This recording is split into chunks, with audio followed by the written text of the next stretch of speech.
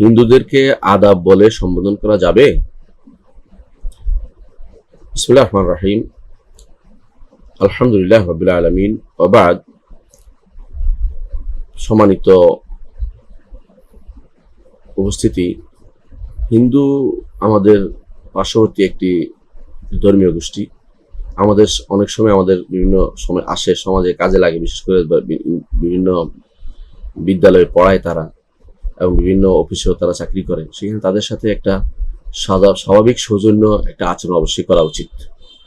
একজন মানুষকে অপদস্থ করে কথা বলবে বা খারাপ বলবে, এটা কিন্তু মুসলিম সংস্কৃতি শিক্ষা দেয় না।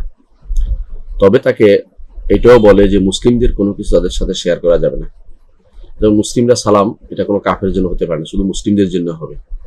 তো যেহেতু তাদের কাছে আদব অর্থাৎ শিষ্টাচার রক্ষা কথাটা তাদের কাছে প্রিয়, এবং এটা বললে আমাদের কোনো ক্ষতি হচ্ছে না, দিনেরও না দুনিয়ারও না, সেজন্য এটা বলে শিষ্টাচার শব্দটি ব্যবহার করে তাদের সাথে সৌজন্যমূলক কথাগুলি বলা যাবে, আদাব বলা যাবে, কোনো সমস্যা নেই। কারণ এর মাধ্যমে তার সাথে স্বাভাবিক সৌজন্যমূলক আচরণ করাই মূল উদ্দেশ্য।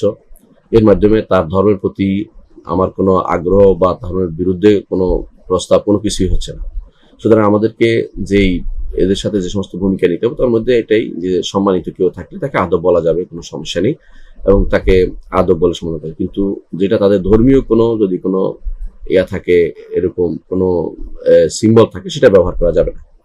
তো এটা যেহেতু সাধারণ আদব শব্দটা আমাদেরই শব্দ, কারণ আদব অর্থ শিষ্টাচার, আরবি শব্দ, এবং এটাই ব্যবহার হয়ে আসছে মুসলিমদের মাঝে, অর্থাৎ আপনার সাথে আমি ভালো ব্যবহার করছি বা ভালো ব্যবহার দেখাচ্ছি, এরকম একটা অর্থে। সুতরাং আদব ব্যবহার করাটা দোষণীয় হবে মনে করছি না। আল্লাহ আমাদের বুঝার তৌফিক দান করুন।